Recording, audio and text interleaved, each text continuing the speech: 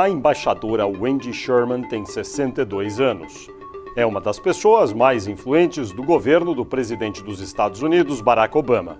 Wendy Sherman assumiu o cargo de subsecretária para assuntos políticos do Departamento de Estado dos Estados Unidos em setembro de 2011. Nessa posição, é a terceira pessoa mais importante na diplomacia norte-americana. Antes do governo Obama, Wendy Sherman teve importante posição também no governo de Bill Clinton. Foi assessora especial do ex-presidente. Olá, internauta, bem-vindo a mais um Poder e Política Entrevista. O programa é uma parceria do jornal Folha de São Paulo, do portal UOL e da Folha.com. E a entrevista é sempre realizada aqui no estúdio do Grupo Folha, em Brasília. E a entrevistada deste programa é a embaixadora Wendy Sherman, subsecretária para Assuntos Políticos do Departamento de Estado dos Estados Unidos. Ambassador, thank you very much for coming. And I start asking, what brings you to Brazil this time? Well, I've come to Brazil. I've been the Undersecretary for Political Affairs for only a few months now. But it was clear to me that I needed to make a trip to Latin America and that Brazil had to be one of the key countries because it's one of the fastest growing, most expansive and deepest relationships that the United States has. Brazil is not just a country that is an extraordinary trading partner with the United States, but it's also a country that is becoming a regional and a global leader and is a very important relationship to the United States. I'm going to go to one of the topics that was very heated lately here in Brazil, human rights. President Dilma has been to Cuba, visiting Cuba, and there were some mentions about the Guantanamo base. So what can we expect about the Guantanamo base? Do you see any chance in the near future for the United States to close down the prison located in that location? Well, President Obama has made a point since the beginning of his administration that he wants to ultimately close Guantanamo, and he has reduced the population at Guantanamo. I think one of the important things for your viewers to understand is that Guantanamo is a very transparent system. The Red Cross visits on a regular basis. Countries that have citizens there have consular access. And we think what's really important is for us to show that even though we'd like this to be closed already, and it isn't yet, we wish it were, that it really conforms to all the international norms regarding human rights. We only wish that Cuba did likewise, and that it allowed the transparency, consular access, and that in fact it let go all the political prisoners that it is holding. Guantanamo holds people who have really committed quite egregious crimes against humanity around the world, and we are adjudicating that situation as quickly as possible. But in a way, there's some people being held in Guantanamo that have not had access to a proper trial so far, isn't it? So what could we expect in that regard? Well, the people who are in Guantanamo are, in essence, enemy combatants during a war against terror and a war against what people have done that are just unbelievable, egregious crimes against humanity. And so to make comparisons is really not correct to people who may be held as political prisoners in Cuba.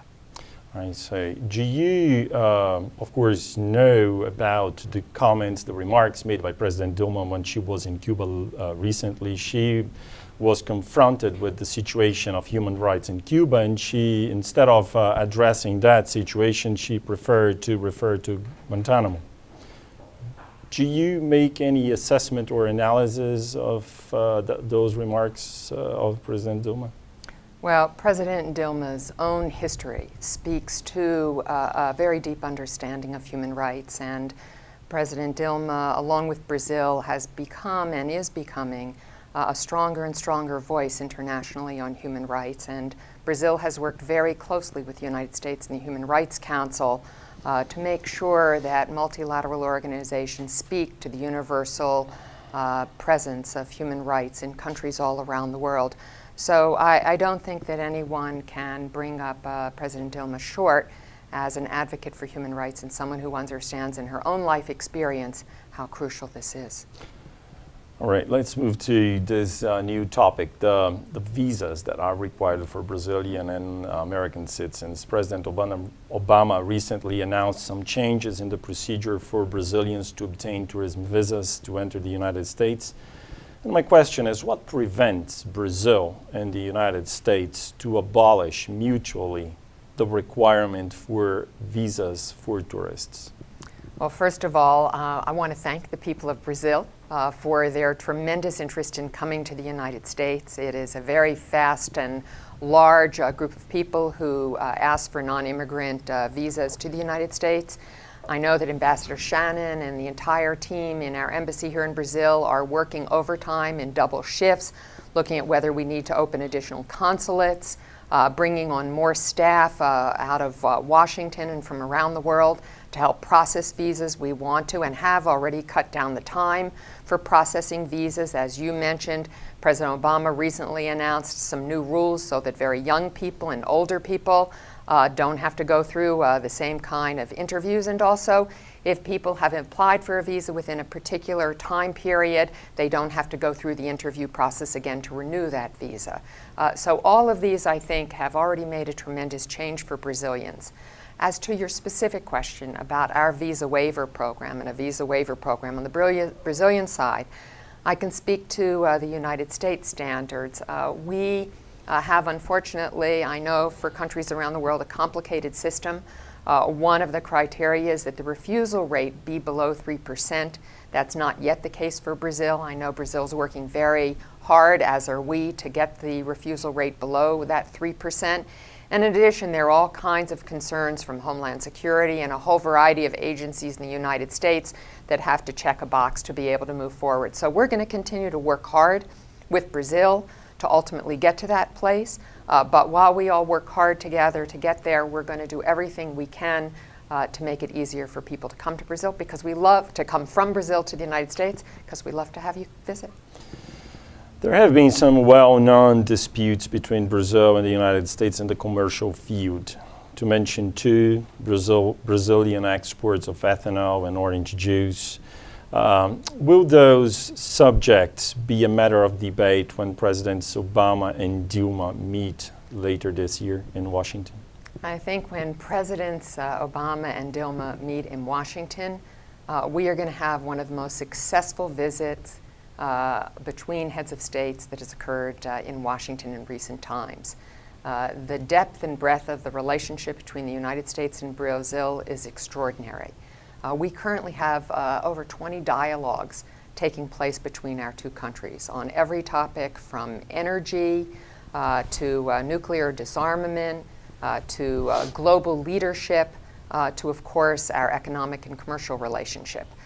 So I would expect this to be a wide-ranging set of discussions, but more than anything, what I think we will see come out of this visit that will take place sometime soon between our presidents is a continuation of what happened when President Obama came here to Brazil for his visit. And that is not only a whole slew of agreements that we have reached with each other, but a further definition of our growing relationship with each other, what we can do bilaterally, what we can do together in the region, and quite frankly, what we can do out in the world.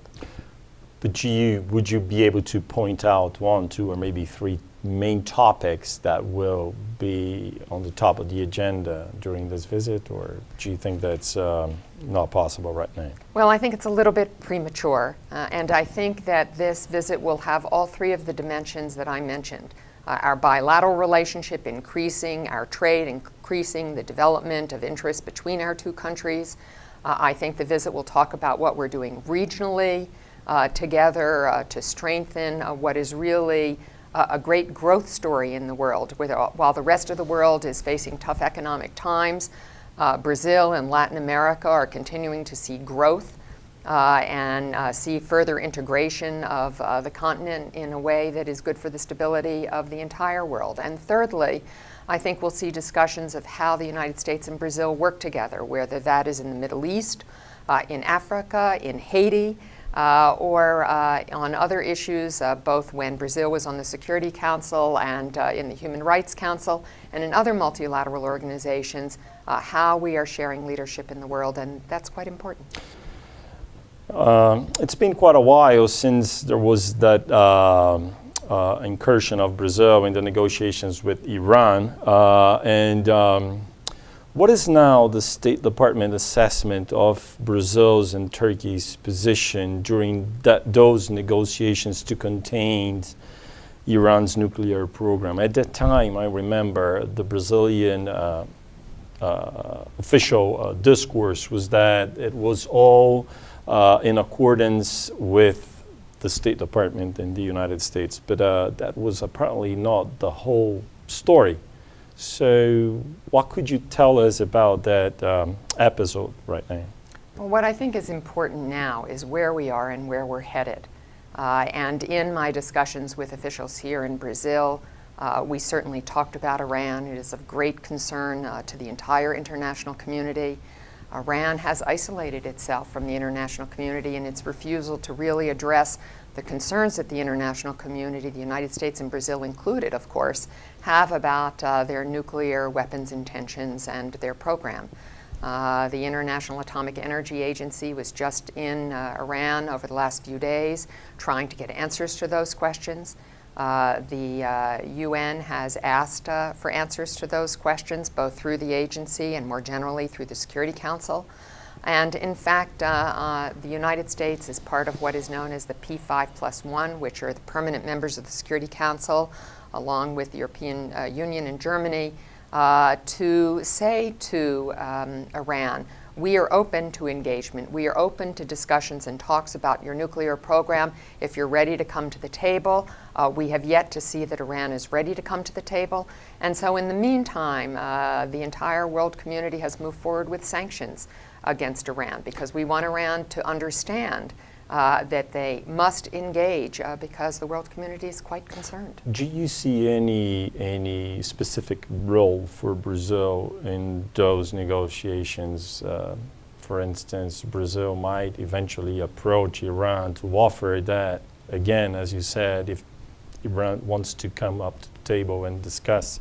Do you see any specific role for Brazil in those negotiations? Well, I think that Brazil, as a very important power in the world, is someone with whom the United States and the P5+1 will consult, as we do with Turkey, of course.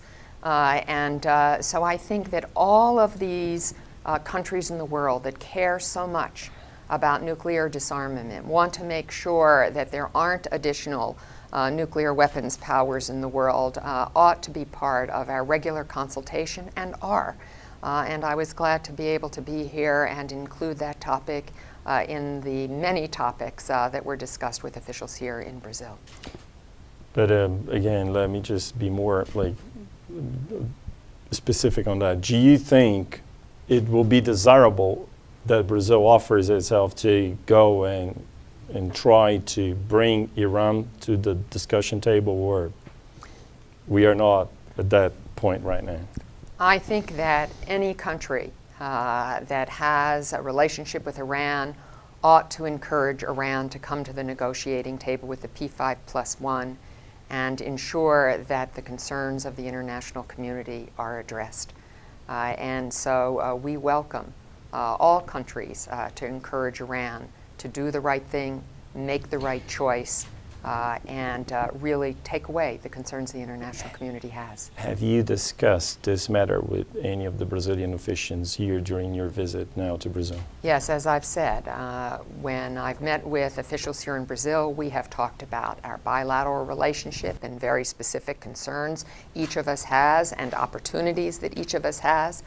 We have discussed the regional aspects of our relationship with all of the upcoming events in the region, the Summit of the Americas, the G20, all of the Rio+20 here in Brazil that are coming up. So we've talked about the regional and multilateral events that are upcoming in the region. And we have talked about our shared global leadership, including such issues as Iran, what's happening more broadly in the Middle East, progress that's being made in Africa, as well as issues throughout the world. So it's been quite a wide-ranging discussion, as is appropriate for such a strong power. Specifically talking about Iran, how was the response of the Brazilian officials when that was the topic of the conversation? We've had very constructive and very useful discussions about Iran while I've been here. But have they offered themselves to do something? I think that when it comes to the specifics of diplomatic conversations, they're best left between the parties. But I certainly can characterize the discussions as very constructive, very helpful, and I always appreciate the feedback from my Brazilian colleagues. Brazil has opted for more soft power instead of hard power, so to say, in the case of Libya. Has the Brazilian approach in this case been helpful to sort out the situation in Libya, do you think? Well, I think that where Libya is concerned, where all of the transitions in the Middle East and North Africa are concerned, Brazil has been a valuable partner in being a real model of what happens when you move towards a market economy, a democratic market economy. Brazil, over its history, has been through many twists and turns, and I think says to the Libyas of the world and to other countries in the Middle East and North Africa, if you persevere, if you put the institutions of democracy in place, if you put in democratic market economic principles, the result is just tremendous and can bring you great success. And so I think Brazil's engagement on all of these issues is very, very important, both as a world power and as a country that has gone through its own history to a great success. But do you think, because Brazil had a different position as compared to the United States position on Libya, do you think that was appropriate at that time? Well, I think what's important is that Brazil and the United States both subscribe to the principle of the responsibility to protect, that there is some responsibility of the international community when citizens contract with their own government is really disbanded, when citizens are facing real conflict and the possibility of their lives being snuffed out, that the international community has responsibility, and I think this came out of the situation where we faced genocide in Rwanda, that the countries of the world didn't want to see those things happen again. Where I think the differences are, and where we're having a very constructive conversation in the world community, is under what circumstances, by what criteria, and how do we proceed. Each case is quite different, and obviously the world community has to respond often very quickly. And I think this kind of discussion about how we proceed and where we head in these very difficult situations is terrific and very important, because the more conversation we have, the more able the world community will be able to make quick decisions in very difficult times. There are some fears that the international crisis might have a negative impact on the United Nations Conference on Sustainable Development, the so-called Rio+20, which will be held in Rio de Janeiro this year in June. What do you think that could be done in order to prevent that to be a failure and to draw to Rio de Janeiro the world leaders that would have to be there just to give some importance to that conference? Well, in my view, the conference is important at the beginning, the middle, and the end, period. And it is important because it is about sustainable development. The entire world is trying to sort out how we can ensure that our people have jobs now and jobs into the future, that those jobs are high quality, that those jobs are based on renewable energy and sustainable development, that as we build the jobs for the future, we bring in green technology and we make sure that we have energy efficiency so that it's sustainable over the history of our children and our grandchildren and their children. And so I think the fact that Brazil is hosting Rio+20 is in and of itself crucial, because it's going to keep attention focused on the importance of sustainable development during a time when the world is trying to balance a lot of different issues. But of course, if the world leaders do not attend, that diminishes in a way the political importance of the conference. Do you think President Obama might consider attending it, or you don't know what that's at this point in time? Well, I have no idea. I don't do the president's scheduling, which is quite a challenge, and I think. But would you recommend him to come? I think that I'll leave that to the White House's consideration. Any president's schedule is a very tough matter. And I'm sure that's true when President Dilma's staff tries to decide and support her in her decisions about what she attends. But I think really I would urge all of us to be focused on the substance, the content, and the purpose of Rio Plus 20. I think it's going to be a successful conference, and I think there will be plenty of leaders that will attend, but I also think that what's important is that the press and the media and everyone use this as an opportunity to talk about what Rio Plus 20 is about in terms of sustainable development, in terms of job growth, technology, science. The Supreme Court, or the equivalent to the Supreme Court in the United Kingdom and in Great Britain, is about to decide about the extradition of Julian Assange to Sweden. If he is extradited to Sweden, do you think the United States should pursue his extradition as well to the United States, where he can be prosecuted for what he has been done and what is being known as the Cablegate? I don't want to discuss a particular investigatory or extradition process at this point. And quite frankly, I think we've all talked about Julian Assange quite enough. I think that what he did was egregious and put people's lives at risk. And I think that one of the things that's important is that everyone is moving forward to understanding that in diplomacy, yes, we want transparency, and we do believe in freedom of information and access. And at the same time, we all need to exercise critical judgment to make sure that people's lives are protected going forward. But do you think it's ruled out, this possibility of having him eventually being sued by the government of the United States and in the future? That's a decision for our Justice Department, and probably not in my wheelhouse, as we say. Right. Is the U.S. government concerned about the growing influence of China in Latin America, a region where the United States has been proficient and very influential for decades, and nowadays China is growing so much and is a business partner much bigger than the United States to lots of countries in the region? Well, I think first of all, the United States is still a very vibrant partner throughout the region, and we are sure that our growth in trade will increase. We're actually quite comfortable with China's actions in the world in this regard, because we think that growth and integration in Latin America is good for stability in the region and stability in the world. So we welcome all trading partners to Latin America, because investment here is good for growth and good for stability. We obviously know that China is a competitor. We just want to make sure that competition happens on a level playing field. And so when we think that isn't occurring, we will point it out. We will talk with China directly about it.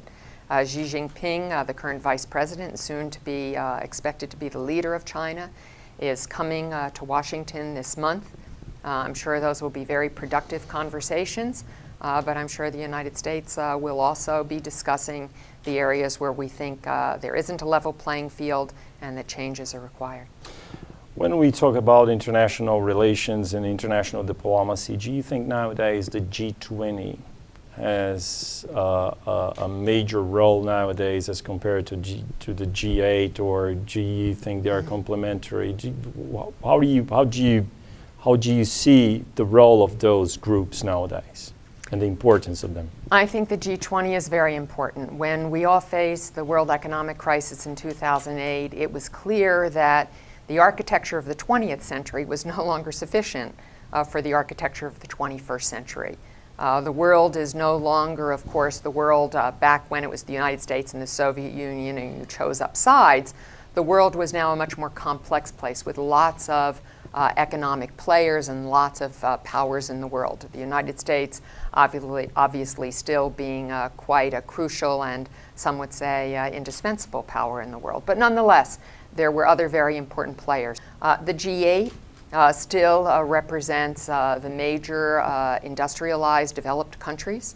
I think they still have a voice that is important, and I think, quite frankly, markets that are both developed and developing simultaneously expect that the major industrialized developed countries are going to hold a special responsibility and have to offer to the rest of the world special efforts to try to ensure that there's economic viability going forward. So I think the G20 is a very important collection of leaders. It hasn't quite, I think, institutionalized, but it's very young and new. And I think that we still have a lot of work to do to make real the aspirations that were laid out at the original G20 meeting. Also in that regard, there's been so many talks about the United Nations reform and the Security Council reform. Do you think we could expect any step forward of the United States in terms of supporting a change in the Security Council, the UN Security Council? And as of course you know, Brazil has always been putting forward this proposal to be a permanent member. Can we expect something out of this during the visit of President Dilma to President Obama in Washington? Well, I think President Obama spoke to this issue when he was here in Brazil, in saying again that we believe that the Security Council ought to reflect a 21st century architecture, not a 20th century architecture. And but you think he could go forward a little bit? Yeah. And he noted the aspirations of Brazil to be a Security Council member, and also both appreciated and noted the global leadership that Brazil has taken on. Because if you're going to be a member of the Security Council, you have to be a global leader who accepts responsibility that goes with that leadership and with that authority. And so he, in fact, endorsed the reality of Brazil's leadership in that regard. As far as the summit goes, it's premature for me to comment on what else the president might be able to say or do. I think that Brazil's very engaged, as are many players, in trying to figure out a way forward for the Security Council, and the United States believes that change must occur. Do you see in the near future that becoming a reality, like the reform of the United Nations and of course the Security Council? We have been talking about this for at least the last 2 decades, maybe. What do you think is a feasible schedule for that to happen? Well, for me to try to opine on what would be a feasible schedule when many have tried for, as you say, quite some time to make changes, I don't know what the schedule will be. I think that it is inevitable that the Security Council will change. The United States, of course, wants to maintain the current P5 veto process. But we have been very forthright that we do think that the membership of the Security Council should change. And I know there are a lot of ongoing efforts, some of which Brazil is engaged with directly, to try to bring about those changes. But we're talking about the United Nations, which represents virtually every country in the world. So sometimes that takes a little bit of time. Very good. Well, Ambassador Wendy Sherman, thank you very much for your interview. Thank you very much. Thank you.